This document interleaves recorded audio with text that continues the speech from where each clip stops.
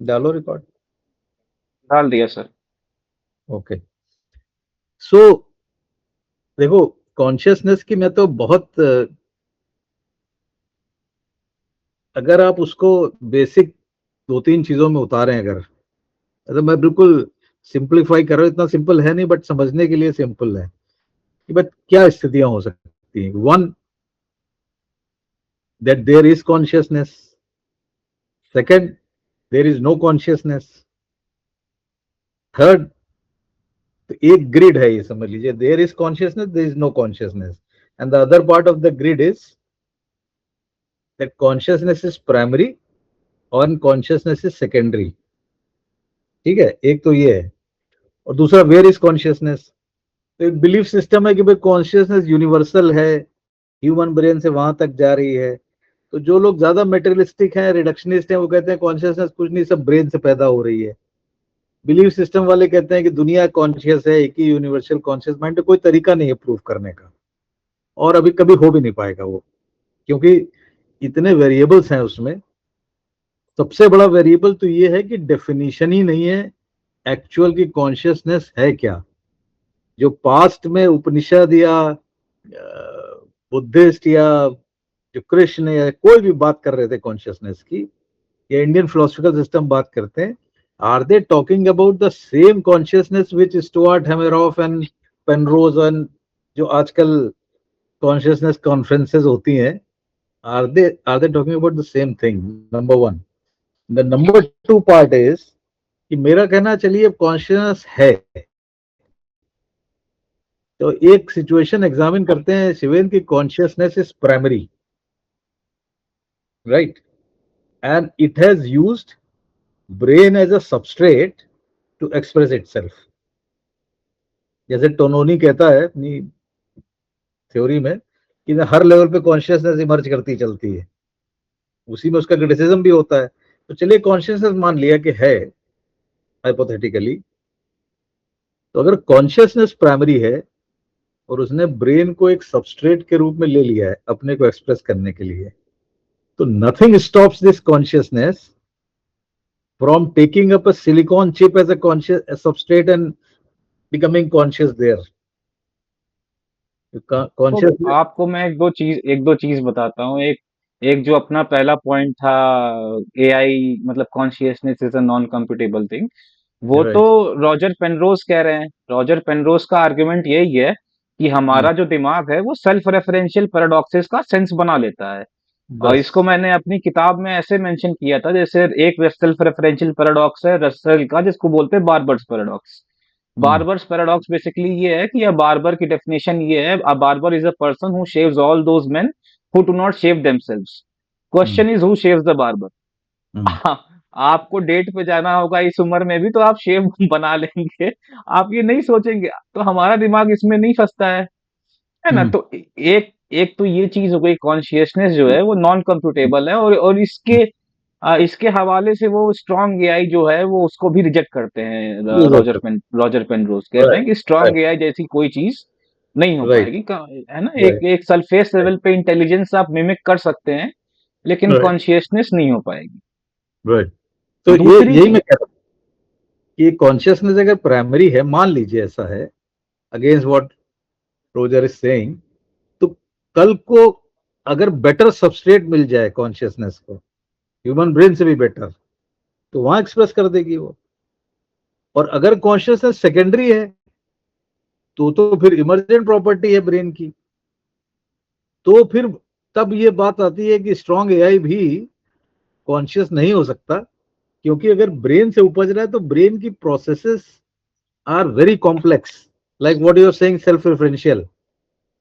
AI का self reference कुछ नहीं है, वो मेमोरी पे है बस। Whatever task it has done, it will collate that right now what AI is. कल को वो ज्यादा कर ले तो बात दूसरी है, AI to AI, AI input and AI output. पर अभी तो human input and AI output चल रहा है। पर human mind can self refer, self reflect, and also create more complex combination and emergent phenomena than what AI can do right now. So then consciousness becomes secondary. तो मुझे तो ये लगता है let me give you a dilemma. मैं ऐसे conference में गया था, God and consciousness conference, Oxford वाले और जॉन टेम्पल्टन फाउंडेशन कराती है उसमें। और मेरा ये सवाल भी था, हम्म। और खास तौर पे अद्वैत वेदांतियों से था, जो कि ये कहते हैं कि कॉन्शियसनेस वो प्राइमरी है और यूबिक्विटस है। हम्म। तो मैंने कहा सर, अगर ऐसा है जो है, तो फिर हम आप इस बात की खिलाफत में क्यों रहते हैं कि एआई कौन, ये हम सिलिकॉन चिप में कॉन्शियसनेस नहीं जनरेट कर सकते, एक हाइपोथेसिस के तौर पे। वो कहते हैं नहीं, हमें एवोल्यूशन चाहिए, जैसे एवोल्यूशन होता है। तो फिर आप फिर मटीरियलिस्ट हो गए, आप कॉन्शियसनेस को। तो ये डिलेमा है। बिल्कुल और बिल्कुल। हाँ। इस ये सब डेफिनेशन का चक्कर है शिवेंद्र। मैं अभी भी, मुझे बार बार कॉन्शियसनेस की जब बात होती है, तो अगर आप एक्सपीरियंशियली सोचने की कोशिश करिए, फॉरगेट अबाउट ऑल थ्योरीज की क्या किसने कहा, भूल जाओ 10 मिनट के लिए। हम अपने को कह रहे हैं कि हम कॉन्शियस हैं या हम अवेयर हैं।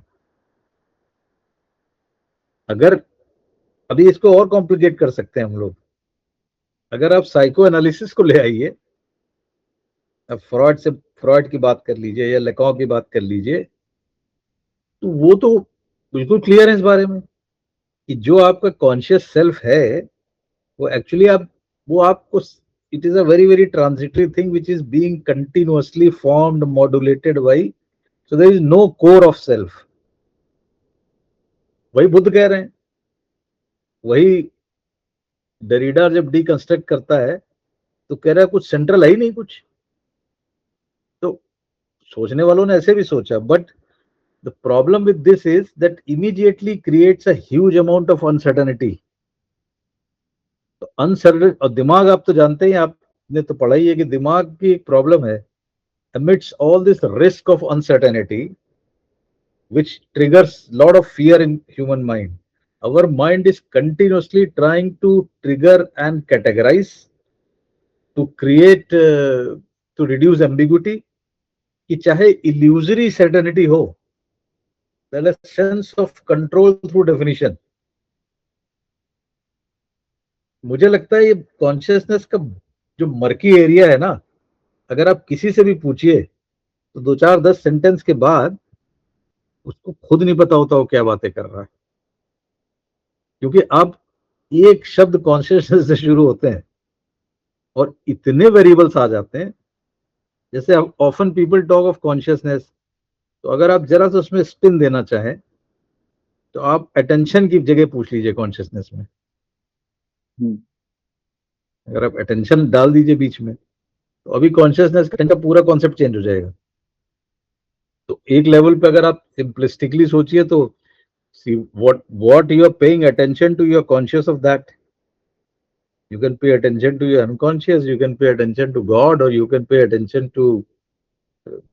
So this concept of a free floating consciousness which is going on and we are interjecting into it as small spikes, I don't think अगर ये है भी या ये प्रूवेबल भी है कि नहीं, वी डोंट नो। क्योंकि आप अल्टीमेटली अगर आप इसको प्रूव करने लगेंगे, जो तुम परा के बारे में बात कर रहे थे कि परा कैसे प्रूव करोगे, तो तुरिया कैसे प्रूव करोगे। आफ्टर ऑल अगर आप ब्रेन में जाएंगे, आप कहेंगे कि हम इन्वेस्टिगेशन करते हैं, तो अगर आप ब्रेन ऐसे रख दीजिए सामने, सपोज कोई तरीका हमारे पास हो कि right now when I am sitting and I am talking and you are listening, and ऐसे ही 850 करोड़ सेंशियंट बीइंग जो है, अगर हम कोई तरीका बना दें कि हमारा स्कल ट्रांसपेरेंट हो जाए हाइपोथेटिकली, और हमें ब्रेन दिखने लगे, तो भी आपको क्या पता चलेगा। आपको ब्रेन दिखता रहेगा, उसकी कोई एक्टिविटी तो पता चलने वाली नहीं। तो एक्टिविटी के लिए आप फिर उसमें इलेक्ट्रिकल एक्टिविटी ईईजी देखेंगे, फिर आप, या आप फंक्शनल एमआरआई देखेंगे। वो आपको क्या बता देगा, वो आपको वेव बता देगा कि आप ज्यादा सोच रहे थे तो अल्फा हो गई कि बीटा हो गई, थीटा हो गई, मेमोराइज कर रहे हैं तो थीटा हो गई। एट बेस्ट आप 200 हर्ट्ज 500 हर्ट्ज तक की वेव ढूंढ लेंगे उसमें, और ये कह देंगे 40 हर्ट्ज की बाइंडिंग वेव है। That's it. Again what you said was very important, we will only know the corroborative evidence, not the causative evidence। और यह आप एमआरआई करेंगे, तो आपको लगेगा कि भाई आदमी को मैथमेटिक्स दी गई करने की, तो इस ब्रेन एरिया में ब्लड ज्यादा इस्तेमाल हो रहा है, बट पूरी प्रोसेस वो भी नहीं बता रहा है। जो आपने अपने साइकेट्री वाले कोर्स में, either you are getting the time और you are getting the space. Space space या भी इस पे आपको या तो इंडिविजुअल न्यूरॉन के लेवल पे या होल ब्रेन के लेवल पे, उसमें भी आपको चूज करना है। उसमें भी चूज करना पड़ेगा। अब सब एक साथ ब्रेन की एक्टिविटी, और more and more research we are getting. तो मैं सही बता रहा हूँ, मैं तो जो माया इज रियलिटी मैंने लिखा, वो धीरे धीरे बिल्कुल सामने सत्य की तरह उद्घाटित होता जा रहा है कि ब्रेन पैरेलल प्रोसेसिंग कर रहा होता है। एक समय पे ऐसा नहीं कि ब्रेन ने एक पॉइंट पे पकड़ लिया, उसको लीनियर करेगा फिर दूसरा करेगा। इतनी एक्टिविटी ब्रेन में पैरेलल चल रही होती है, उससे कलेक्टिव जो इमर्जेंट चीज आती है, what I think is that what we call consciousness, as we understand with the human brain, and that is the only way we can understand it. Even when people talk in literature, when they say consciousness has expanded, what has expanded? What has expanded is the data inflow and the number of dimensions you get concerned with, and number of dimensions you can pay attention to. That is expansion of consciousness. But even that is finite. अगर आप कहेंगे कोई व्यक्ति है उसकी consciousness बहुत expanded है, पूरी ह्यूमैनिटी के बारे में सोच लेता है, पर वो अगर आप सीरियसली देखिए तो उससे पूछा जाए कि एक आदमी इस वक्त कॉन्शियस है पूरी ह्यूमैनिटी के बारे में, व्हाट डज इट मीन?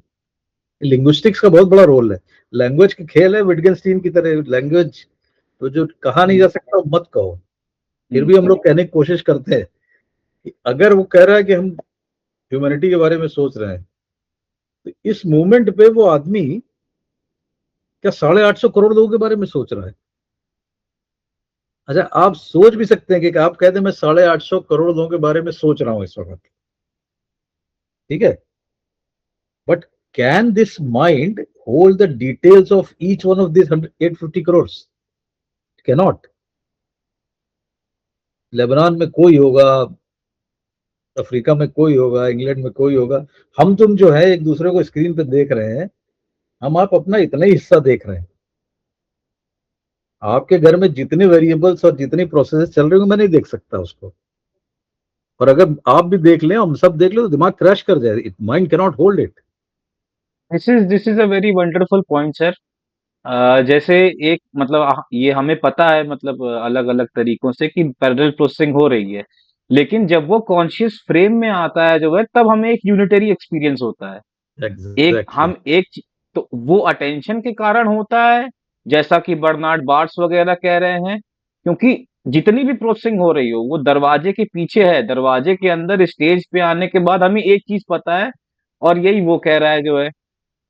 अब एक इसके दो मॉडल्स हैं, एक एक जो फर्क है टोनोनी के। बस केवल, हम्म। एक केवल फर्क है। पहले मुझे लगता था कि अनकॉन्शियस माइंड जो है, सी, इसको एक ऐसे देखो तुम, अगर दिमाग को अभी रेस्ट दे दूं मैं, फॉर एग्जांपल सारे सेंसेस बंद कर दूं, बस सारे सेंसेस कभी बंद होते नहीं है, क्योंकि इन ए गिवन इंस्टेंस थैलेमस में, which is the coordination centre of all signals, एक गिवन इंस्टेंस में 2800 सिग्नल आ रहे होते हैं, जिसमें से आप 5 ही इंद्रियों की तो बात कर रहे हो, एक्सटर्नल सेंसेस की।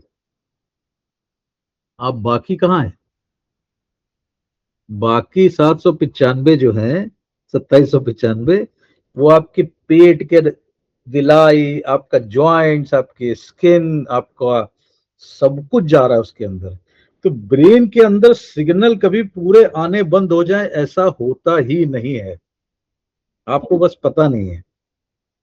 Like for example let me tell you, आप do we realize at any point of time कि हम जो मनुष्य ऐसे बैठे हुए हैं, आपको अपना अस्तित्व समझ में आ रहा है कि मैं हूं,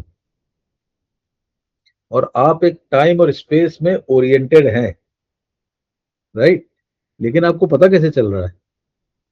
आंख से पता चल रहा होगा आपको, आपके ज्वाइंट से पता चल रहा होगा, लेकिन आपने कभी एहसास किया कि आपके ऊपर, आपके शरीर के ऊपर स्किन की एक लेयर है, जिसमें रिसेप्टर्स हैं और सारे रिसेप्टर्स कंटिन्यूसली एक्टिव हैं। आपकी बॉडी का एक कीमा। स्कीमा चल रहा है जो आपके ब्रेन में रिप्रेजेंट हो रहा है। इतने सेंसेस आपके, मतलब आप एक्सटर्नल सेंसेस बंद कर दें तो भी there is a internal state of brain,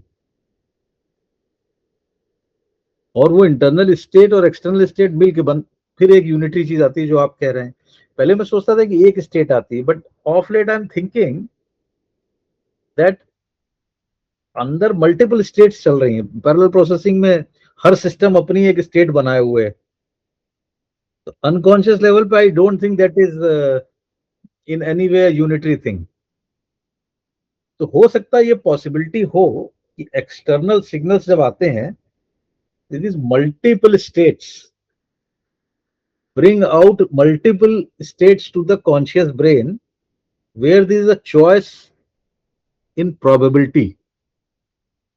So the higher center of brain like dorsolateral prefrontal cortex या medial prefrontal cortex जो कि सोशल सिचुएशन में आपके इमोशन और मीनिंग ढूंढता है, डिसीजन ये एरिया ले रहा है, सोशल मीनिंग अंदर से आ रही है इनटू द मीडियल एरिया।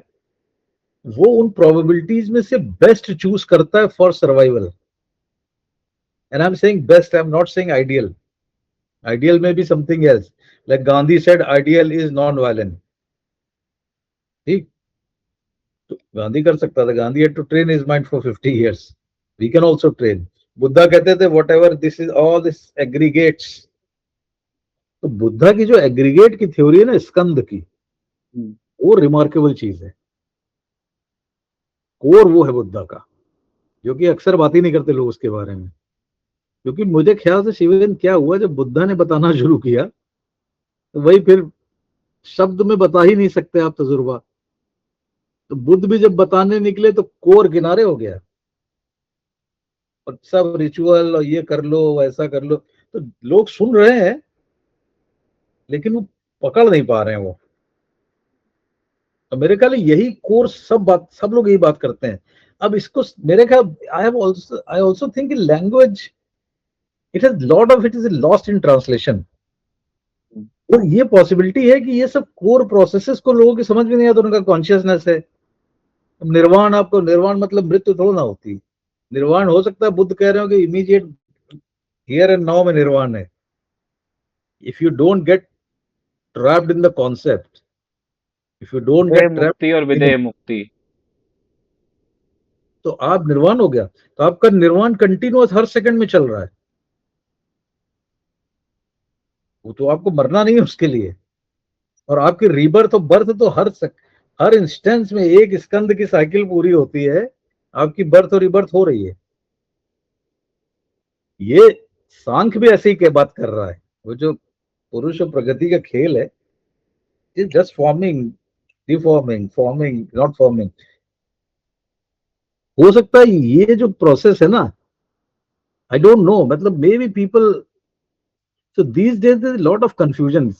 कहाँ से कौन सी कॉन्शियसनेस की बात की जा रही है, तो उसमें अब बहती गंगा है। तो मेरे ख्याल है एक, जा प्लीज। हाँ, प्रोबेबिलिटी प्रोबेबिलिटी जैसे जो टोनोनी कहते हैं जो है वो, कि एक टाइम पे आपका कॉन्शियसनेस किसी चीज के बारे में एक ही मीनिंग फॉर्म करता है, like you have only one meaning. Right. और दैट वो you are I aware of, that you are aware of. That you are aware of, that मेरी, is contextually given you by the unconscious. Right, इसलिए quantum again hmm. Superposition of हाँ। Probability है। Hmm. But your observer effect collapses one probability. जो hmm. Hugh Everett कहता है multiple universe, where do all the other probabilities गो। वो कहता है multiple universes में चली जाती हैं या जो भी है। तो मेरा तो मानना ये है कि ये भी हो सकता है कि हमारा ब्रेन भी ऐसे ही क्रिएट कर रहा हो। एक प्रोबेबिलिटी अगर आपने चूज कर ली और दूसरी जिसको, see how things are connected, दूसरी आपने सप्रेस कर दी, your brain has not chosen it, where does it go? So I wonder whether dreams itself is a possibility of all these probabilities which have not materialized in the world coming as fantasy, जिसको Freud fantasy कहता है, वो तो आपके unconscious में पड़ी रह गई ना। आपके कॉन्शियसनेस में चार चीजों में से एक चीज आई नहीं, एक आई, तीन नहीं आई, पर वो तीन फॉर्म तो हो ही गई थी, तो जाएंगी कहाँ मेरा वो इसमें आपके। मतलब मेरी जो ड्रीम्स के बारे में समझ है, I think it is a more efficient way of memory keeping. It is metaphors metaphors में आप जो है ज्यादा आप चीजें कंप्रेस कर सकते हो, एंड उसकी नैरेटिव बना रहा है। एप्लीकेबिलिटी भी ज्यादा है। तो ड्रीम स्लीप जो है, जो आरईएम स्लीप होती है, वो इंफॉर्मेशन प्रोसेसिंग की होती है, and it is also I think part of story formation, the narratives which brain is saving. But my contention is कि all those narratives will also contain the possibilities which we have not brought or acted upon. वो wishful trauma हो feeling. सकता है कि हाँ, wishful thinking कह लो, कुछ भी कह लो, तो it is all in one way connected. कहीं कुछ एक्चुअली क्या हो कह रहा है, मतलब it's happening with me these days when I am seeing it from lot of angles, there is this common thread which is emerging, because इतने शब्द लिखे गए हैं चीजों के बारे में कि उसमें से to wade through and reach to the crux is very difficult. But if you keep simplifying over time, you will find that most of the theories eventually people may have started explaining from different levels and different point of views, but the core remains the same, that it is dynamic process. There's actually no self. Your self is nothing but your memory only, and it everything which you receive again, वो फिर माया is reality आ जाती है। तो मैं वो तो मैंने लिख दी थी किताब, but more and more I am seeing the whole research is pointing to that, कि वो चल रहा है, बन रहा है, चल रहा है, बन रहा है, because we have a memory, so there is a sense of continuity which we feel, our story what we mean, but in fact our stories are also, अभी जब हमने तुमने बात शुरू करी थी, तो वो मोमेंट तो गया, and at that moment we were conscious of that. अभी इस मोमेंट में तो बदल ही गई हमारी कहानी। Attention has become so important. अभी हम लोग अगर मान लो हम तो बात करते करते अभी वो पहले शब्द पे चले जाएं, जब व्हेन वी स्टार्टेड टॉकिंग, यहां से तो डिस्ट्रैक्ट हो ही जाएंगे, हो जाएगा ना। तो कॉन्शियसनेस के बारे में क्या कहेंगे? फ्रेगमेंट हो गई, कि हमने हॉल्ट कर दिया, कि उसको पॉज कर दिया? ऑल्सो मैं कुछ पढ़ रहा था इधर भी जो है कॉग्निशन के बारे में। हम्म। तो मुझे एक्चुअली एक प्रपोजल बनाना था, तो उसमें मैं मेटा कॉग्निशन के बारे में सोच रहा था। तो जैसे अद्वैत वेदांत कहते हैं, मैं ये हम्म। मानना है कि मेटा कॉग्निशन जैसी कोई चीज नहीं होती है, और even a meta cognition is a cognition, hmm. है ना हम्म। उसमें। और जो न्याय फिलोसफर्स हैं वो मानते हैं कि आफ्टर कॉग्निशन जैसी कोई चीज होती है। तो आप क्या मतलब मानते हैं रिप्रेजेंटेशन या हायर ऑर्डर थ्योरीज जो मानते हैं कि एक कॉन्शियसनेस के साथ एक कॉन्स्टेंटली ऊपर एक चल रही, who is first watching? Order first order type का चल रहा होता है? आप ऐसा कुछ मानते हैं, ऐसा कुछ होता है? मैं एक इस सवाल को होल्ड करते हैं, मैं जरा और बेसिक पे आता हूँ। देखो, एक बहुत बेसिक चीज रिजॉल्व नहीं हुई है आज तक, जैसे गॉड रिजॉल्व नहीं हुआ है ना आज तक, वैसे एक बहुत बेसिक सी रिजॉल्व नहीं हुई है। वो बेसिक चीज ये है कि हमारे ब्रेन की इलेक्ट्रोकेमिकल एक्टिविटी से, जिसे हम ये थॉट और ये सब चीजें कहते हैं, जो हमारी थिंकिंग विंकिंग है, ये कैसे पैदा हो जाती है। मैं तुम्हें बड़ी रेडिकल चीज बताने वाला हूँ, शायद पता नहीं, मेरा ऐसा मानना है, ऐसा मानना नहीं मतलब हाइपोथेसिस, मानना कैसे हो सकता है, कि जिसको हम कॉन्शियसनेस कह रहे हैं, we own see one thing is certain, human beings can never live in isolation. तो कहीं ऐसा तो नहीं कि हमारा ब्रेन ने जो किया, प्रोड्यूस किया, जो तुम कह रहे हो दरवाजे के पीछे से दरवाजे के सामने लाए, हमने उस पर एक्ट किया या इमोट किया, और जो फीडबैक आता है बाहर से, we become conscious of that feedback. our sensory and perception and all that is our consciousness in fact। अगर बाहर कोई फीडबैक ना हो, आपकी मेमोरी भी ना हो सपोज, तब आप कॉन्शियस होंगे कि नहीं होंगे? तो अगर ऐसा पॉसिबिलिटी है कि मेरे दिमाग में कुछ आया, मैंने किया, एनवायरनमेंट से feedback, I become conscious in that moment when I have got a feedback from either inside from my memory और from outside, right? So what we think कि we are thinking about thing, इसमें बहुत split second का gap है। First order thinking तब मानी जाएगी जिसमें आप सोच रहे हैं उसी समय आप उसके ऊपर भी सोच रहे हैं। अगर आप उसके बाद सोच रहे हैं तो आप एक्चुअली मेमोरी के बारे में सोच रहे हैं। हम्म, और अगर आप पहले सोच रहे हैं तो आप डिसीजन मेकिंग के बारे में सोच रहे हैं। ये तो आप तभी प्रूव कर सकते हैं कि जिस समय थॉट चल रहा हो उसी समय मैं उस थॉट के बारे में थॉट कर रहा हूं।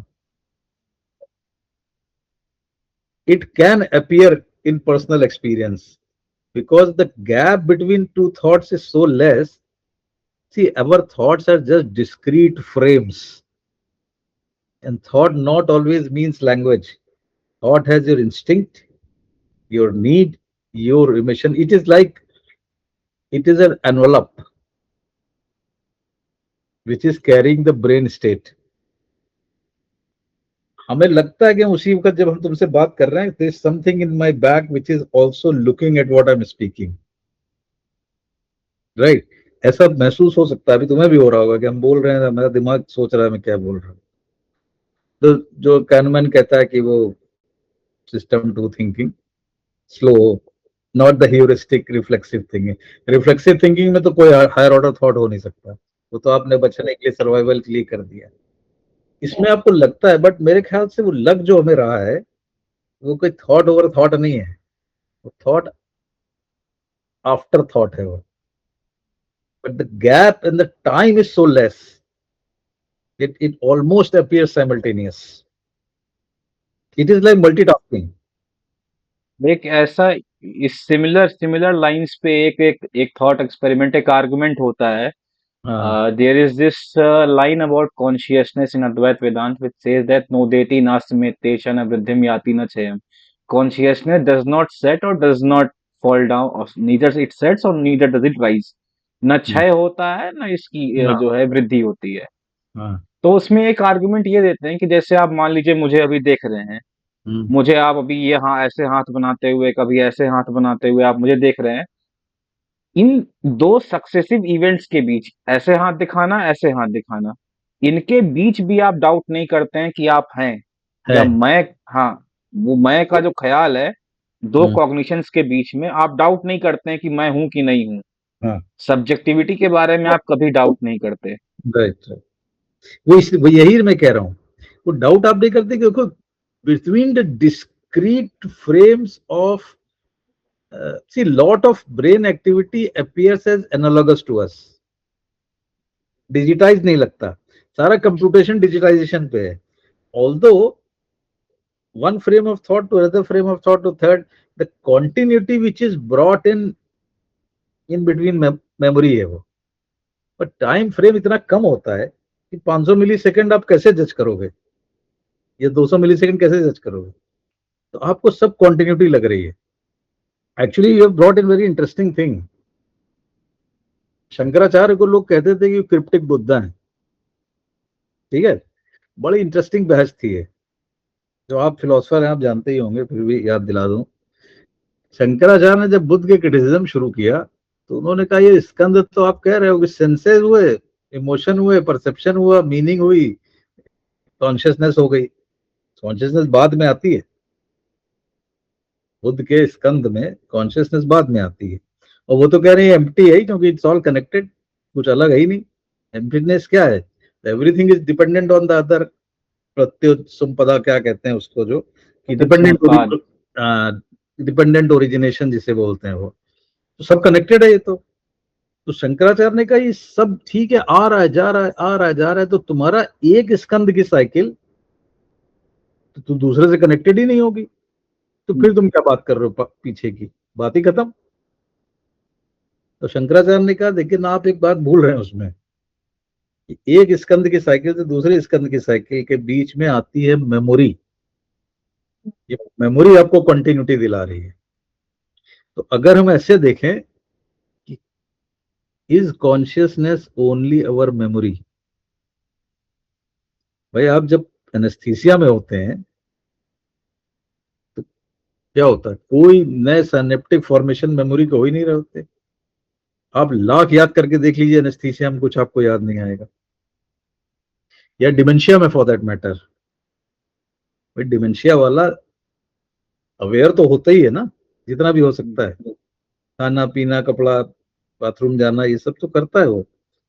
लेकिन उस सेंस में जिसमें हम आप कॉन्शियसनेस की बात करें, मेमोरी लैप्स हो जाता है। तो एक चीज दो चीज के बीच में सेल्फ गायब है। गायब तो हमारा भी सेल्फ है एक्चुअली, जो आप अभी कर रहे थे हमें। लेकिन आप देखिए सब अच्छा मैंने ऐसे किया, फिर ऐसे किया, कॉन्टिन्यूटी है ही नहीं इसमें, दो अलग अलग बातें हैं। हम्म। लेकिन इतने टाइम स्पैन में आप वो, it is such a fine line. और मुझे तो लगता था कुछ और, इसको अगर आप इवोल्यूशन से देखें तो मेरे ख्याल इवोल्यूशन चाहता ही नहीं था, I am talking of evolution as a person. हालांकि उसका कोई टेलियोलॉजिकल गोल नहीं है इवोल्यूशन का, कोई मकसद नहीं, सब मीनिंगलेसनेस है। ये तो हम आप मीनिंग दिए हुए हैं कि हम फिलोसफी पढ़ रहे हैं, कि हम न्यूरो साइंटिस्ट हैं, कि हम क्या कर रहे हैं। अब मीनिंग दे दे कि हम लोगों ने इतनी कॉम्प्लेक्सिटी खड़ी कर ली है। इवोल्यूशन का क्या पर्पज है, जी रहे हो नहीं जी रहे हो, क्या फर्क पड़ रहा है भाई। लोग कहते हैं एनवायरनमेंट, तो मैं उनसे कहता हूं एनवायरनमेंट में क्या होने वाला है, ये पूरी कायनात चल रही है, इसमें अर्थ एक गोला है घूम रहा है, चांद उधर घूम रहा है, ये सन के इर्द गिर्द घूम रहा है। तो बहुत एनवायरनमेंट का नाश कर दोगे तो भी अर्थ गोला बना रहेगा, जब तक अर्थ गोला बना हुआ है, चाहे इसमें पानी है, चाहे बर्फ है, चाहे बालू है, ये घूमता रहेगा ऑर्बिट में, कायनात चलती रहेगी। या आप गायब भी कर दो अर्थ को तब बात दूसरी है। तो हमने कहा ये अर्थ की चिंता मत करो, एनवायरनमेंट को छोड़ो, ह्यूमन बींग्स के बारे में सोचो। तुम नहीं रहोगे क्योंकि सब बालू हो जाएगा, तुम कैसे रहोगे। इवोल्यूशन ने क्या हुआ, मुझे लगता है क्वार्क ऑफ जीन्स है, that is where science and philosophy meets. The way human brain has evolved, हो सकता है उस वक्त जब ट्रेजेक्ट्री डेवलप हो रही थी, तो अगर और कुछ ही तरह से ब्रेन इवॉल्व हो जाता तो शायद कुछ और हो गया होता, पर वो पता नहीं हम लोगों को क्या होता। जैसे इवॉल्व हुआ है ब्रेन, ब्रेन या नेचर चाहता ही नहीं कि आप किसी भी गिवन मोमेंट पे पूरा ट्रुथ अपने डीप तक जाने। Brain continuously is creating a deceit, an illusory appearance of reality. And that is why there was a gentleman who just told me, मैंने कहने देखो बुद्ध बड़ा मुश्किल है। तो मैंने सोचा इस बात पे, this is connected to what I am just saying कि brain tries to create deceit, Buddha somehow saw it। एक माइथोलॉजिकल बात अगर याद करो, ये तुम देखो अवतार जितने हैं, दशावतार की थ्योरी है ना अपने यहाँ, ठीक, उसमें बेसिक एनिमल से शुरू होते हैं, मत्स्य अवतार से शायद, उसके बाद ह्यूमन आते आते तो छठा नंबर हो जाता है, नरसिंह, फिर परशुराम, फिर सो ऑन सो फोर्थ। ये सब विष्णु के अवतार हैं, शिव ब्रह्मा के नहीं है। शिव ब्रह्मा की position was clear, I will originate and I will destroy. So they don't have to take any avatar. They are stationed at two ends. It is the preserver of life, which is considered to be Vishnu, who is taking avatar to come into the world, take decisions on how to run and how to do things. So all the avatars are about deciding. तो preservation में चलता रहा, but then comes a man called Buddha, who goes against the grain of human nature, of belief system. कि भाई तुम छोड़ो, ईश्वर ईश्वर की जरूरत नहीं है नहीं है तो मैं बेकार प्रश्न ही मत पूछो। ये तुम ये देखो तुम्हारे अंदर क्या इल्यूजन क्रिएट हो रहा है। It is the first time this thing comes up. थोड़ा प्रकृति पुरुष में सांख्य ने हल्का सा क्या कहा था, but never to this level of conception. लेकिन हुआ क्या, जैसे ही फिर उन्होंने समझाया, जैसे ही बुद्ध निकले तो दिमाग तो वही थे सबके, कंडीशनड ब्रेन। उन्होंने फिर रिचुअल और कॉन्सेप्ट और इतनी किताबें लिख डाली, सारा बुद्धिज्म फिर कॉन्सेप्ट में फंस गया। वही कॉन्सेप्ट जो बुद्ध तोड़ने की कोशिश कर रहे थे कि कॉन्सेप्ट में बंधो मत। And then Shankaracharya comes, who again revises this theory of Maya and all that stuff. But then he takes, so what Buddha placed inside us human beings, Shankaracharya takes it out and places it to Brahm or whatever form. बात दोनों एक ही कर रहे हैं। और उसके बाद की सारी वेस्टर्न फिलोसफी देख लो, हेगल को देख लो। हेगल जो है वो thesis, antithesis, synthesis, contradictions. Derrida deconstructs the whole thing. So more or less, a lot of it is these days. It appears it is boiling down to Buddha. Krishna को मैं इसलिए you should not bring him in this debate because Krishna was the preserver. He was धर्म की रक्षा कर रहे थे। तो वो तो जीने के तरीके बता रहे थे कि भाई ये 4-5 तरीके हैं, ऐसे जियोगे तो सिस्टम ठीक रहेगा। बहुत एक्स्ट्राऑर्डिनरी रेडिकल काम ना करो, प्रिजर्व करो। बुद्ध प्रिजर्व नहीं कर रहे थे, बुद्ध रेडिकलाइज कर रहे थे। तो Buddha seems to be now it appears he is of future now. He is a man of future. If human beings decide to, if they survive the onslaught of AI, and ये भी समझो अभी हम लोग आज ये बात कर रहे हैं, अगर 5 साल बाद हम लोग इसी स्थिति में रहे, दिमाग सही रहा, we'll again talk about it. क्योंकि 5 साल बाद हो सकता है ये हमारी सारे कंसेप्चुअल थिंकिंग रेडिकलाइज होकर बदल ही जाए। आपको पता ही नहीं कि एआई क्या करने वाला है आपका। जिस दिन AI generative in the sense हो जाएगा कि वो एआई टू एआई शुरू हो जाएगा, उस समय एक ऑलमोस्ट पैरेलल वर्ल्ड आपका खड़ा हो जाएगा। तो ये बड़ा, मैंने अभी एक किताब अभी लिख के भेजी है, मैं तुम्हें उसका जैसे ही छप के आती है भेजता हूँ। इट इज, उसका टाइटल है थॉट एंड डिजायर, वर्चुअल और real, where I have taken this generation of thought vis a vis. मुझे लगता है एआई आने वाले वक्त में अगर हम लोग प्रैक्टिस नहीं करेंगे अपने अपने अंदर का human, the uncertainty of human, the lack of completeness, what psychoanalysis often talks. And I've taken a thread from Buddha to Freud to Lacan to all that. तो होगा ये कि हमारा बेसिक कॉग्निटिव स्ट्रक्चर चेंज हो जाएगा। ये पूरी possibility है इस वक्त, और वो पॉसिबिलिटी इसलिए भी है कि हम सब देखिए पूरा ह्यूमन रेस का डेवलपमेंट संघर्ष से हुआ है। There's a challenge from the environment, we push it, we develop more complexity, go above it or below it, get destroyed. तो हमारा ब्रेन डेवलप हो रहा है। अभी क्या हो रहा है कि एलएलएम्स की वजह से चैटबॉट में आपको प्रॉब्लम हुई, आपने चैटबॉट में डाला, आपको रेडीमेड आंसर मिल गया, ग्रेटिफिकेशन हो गया आपका। तो वो आपने सर्किट ऑफ संघर्ष जो है दिमाग का, of the struggle, that is bypassed. तो वन थिंग इज कि एक एक जो आप ये बुद्ध के बारे में जो ये कमेंट कर रहे थे, और जो आपकी माया की थ्योरी है, I think this is inbuilt into how we see the world, consciousness और वर्ल्ड। हमारा कॉन्शियसनेस वर्ल्ड को एज इट इज नहीं जानता, उसका एक रिप्रेजेंटेशन फॉर्म करता है हाँ बिल्कुल है ना?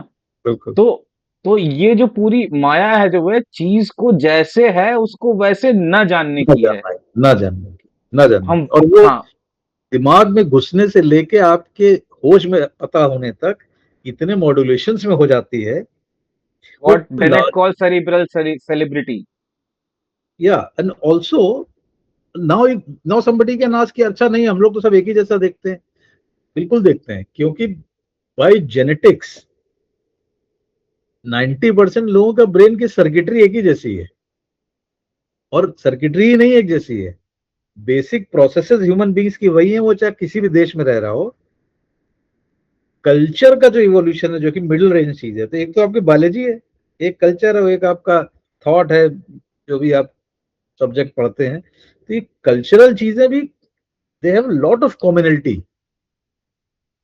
तो ये सब ह्यूमन रेस एक वेव की तरह बढ़ती है, वेव फ्रंट बीच पे आके, चाहे कहीं से वेव शुरू हो, एक वेव फ्रंट बन जाता है, फिर वो डिसअपियर हो जाती है। तो ये बड़ा इंटरेस्टिंग है, आने वाले वक्त में देखना पड़ेगा। हालांकि अफसोस ये भी है कि जब मनुष्य का दिमाग बदलेगा तब हम तुम होंगे नहीं 100 साल बाद। ये तो 100 साल बाद आदमी कैसा होगा, ये बड़ी रुचि है मेरी, लेकिन पता नहीं गुरु कैसे देखा जाएगा उसको। ये देखने वाली बात है। मेरी एक दोस्त से बात हो रही थी, एंड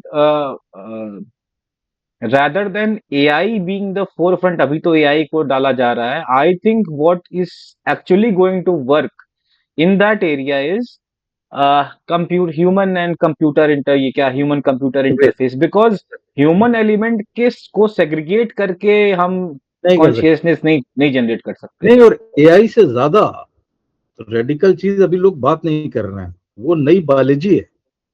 इसको सिंथेटिक बायोलॉजी है ना, कि जीन से ये ट्रांसफॉर्म कर दिया। भाई हजारों लाखों साल में इवोल्यूशन में बीमारियां भी आई थी, हो सकता है वो एडाप्टिव रही हो किसी समय। अब आप उसको जीन से चेंज कर दे रहे हैं, जीन से आप पेट्री डिश में ऑर्गन बनाए ले रहे हैं, तो चिप लगा देंगे आप, तो चिप से आप 24 आवर्स कनेक्टेड रहेंगे, वो आपकी कॉन्शियसनेस कैसे ऑल्टर करेगा। अभी जो आपकी आपकी कॉन्शियसनेस जो आपकी है, और जब तक आप बात न करें देखें ना, तब तक नहीं हो रही है। तो चिप से तो आप 24 आवर कनेक्टेड रहेंगे। तो गूगल ग्लासेस लगा दिए हैं।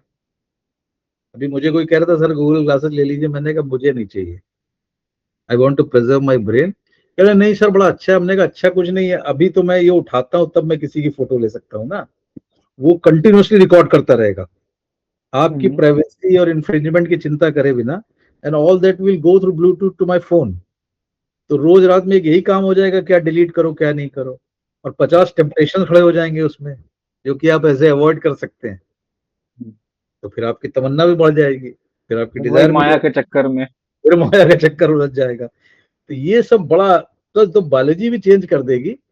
तो ये बड़ा इंटरेस्टिंग है। तो मेरा ऐसा, मुझे लगता है ऐसा हाइपोथेटिकली, कि आने वाले कभी 10 साल 20 साल मुझे पता नहीं, धरती पे कई तरह के प्राणी चल रहे होंगे। हम्म. एक तो ह्यूमन बींग्स होंगे हम्म. जो बिल्कुल कोई प्रोसेसेस नहीं लगाए होंगे, मतलब चश्मा भी नहीं लगाए होंगे। एक थोड़े से होंगे जो चश्मा लगाए हैं, एक थोड़े होंगे जो दवा खा रहे हैं, एक जो है पैर में प्लेट पड़ी है या हार्ट में स्टेंट पड़ा, इस तरह की नॉन लिविंग प्रोसेसेस लिए घूम रहे होंगे। फिर एक होगा जो ब्रेन कंप्यूटर इंटरफेस पे लिविंग टाइप की प्रोसेसेस लेके घूम रहे होंगे, कि आपको स्ट्रोक हो गया, आपका हाथ नहीं चल रहा, आपने कंप्यूटराइज हैंड लगा रखा है, चल रहा है वो, आप बोल नहीं सकते स्ट्रोक की वजह से, पर आप सोच सकते हैं। तो आप सोच रहे हो, कंप्यूटर टाइप कर रहा है। दूसरा और होंगे जो बिल्कुल ही सिलिकॉन चिप लगा के घूम रहे होंगे, connected to the world type, hmm. Right.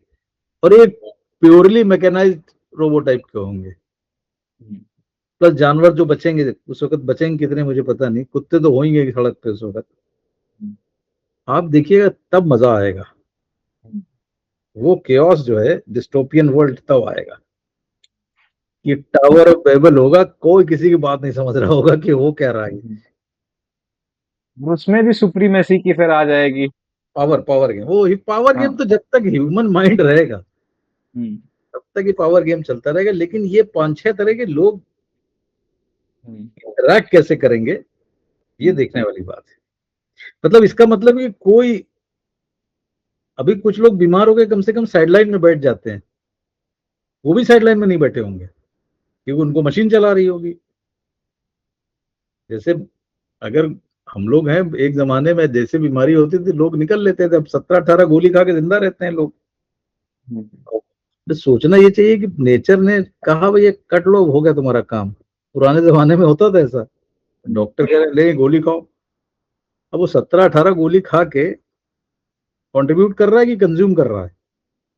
I think ये हमारे हिस्ट्री का एक तरीके से बहुत बड़ा फेज है, जहाँ पे हम बायोलॉजी में इंटरवीन कर रहे हैं. पहले बायोलॉजी हमें चलाती थी, अब हम कोशिश कर रहे हैं कि हम बायोलॉजी डिक्टेट करें. हम इवोल्यूशन की पूरी पूरी प्रमाइस को चेंज कर दे रहे हैं, हम्म. पूरी पूरी प्रमाइस को, and we are trying to fast track it. But given that nature ने इतनी बढ़िया फाइन ट्यूनिंग करी है, ये मुझे सीरियसली मुझे पता नहीं है, किसी को भी नहीं पता, मुझे क्या बड़े बड़े लोगों को नहीं पता कि नेचर भी तो कुछ कर रहा होगा। ये हमारी विशफुल थिंकिंग होगी, नेचर कुछ वो चेंजेस लाएगा जिससे हम बच जाएं। जितना हम इंटरवीन कर रहे हैं उसमें नेचर हमारी जान भले न ले, हमारे शरीर के एक बहुत अहम हिस्से को डंप कर देगा, वो है ब्रेन। वो डंप कर देगा तो आप फिर वहीं पहुंच जाएंगे। रिस्क दूसरी है मेरे हिसाब से। सुनो, what is the biggest risk as long as we human beings are there and not getting extinct? The risk is of violence. क्योंकि इसका सोशल रिफ्लेक्शन हम सोच नहीं रहे हैं अभी। और सोशल रिफ्लेक्शन क्या है शिवेंद्र, कि एआई जॉब अब ले लेगा आपके, सब कई लोगों के ले लेगा। तो चलिए ये भी अच्छा है कि कुछ लोगों को, कुछ ह्यूमन बींग्स को एक्स्ट्रा ऑर्डिनरी बनने का मौका भी मिल जाएगा। Because everybody is confuse. तो इस समय अजब अजब टाइप के आर्टिकल लिखे जा रहे हैं। किसी ने कहा जैसे टेक्नोलॉजी आ रही है तो कैपिटलिज्म के सरप्लस वैल्यू खत्म हो जाएगी। फिर वही आदमी लिख रहा है कि सरप्लस वैल्यू आ जाएगी क्योंकि कुछ और ह्यूमन बींग्स बड़ा एक्सेल कर रहे होंगे। तो जो एक्सेल कर रहे होंगे वो तो स्मॉल परसेंटेज हमेशा ही रहा है। जो बाकी खाली बैठेंगे, who will determine कि they get enough food and enough security and enough roof on their head? America फिर भी कर सकता है, हिंदुस्तान जैसे देश में कौन इंश्योर करेगा? ये लोग करेंगे क्या? हिंसा करेंगे, क्योंकि हिंसा तो स्वभाव है हमारा। फिर आप पहुंच जाएंगे वही केवमैन हंटर। मतलब आप देखिए घूम के कहां पहुंच गए इतने सर, 5-40 हजार साल 2 लाख साल में घूम फिर के आप पहुंच गए। फिर आओ फिर से हंटर बनो। हालांकि ऑल सेड एंड डन, ये तो हम पुराने, फिर वही मेमोरी की कहानी, ये तो हम अपने पुराने एक्सपीरियंस से ऐसे प्रोजेक्शन कर रहे हैं।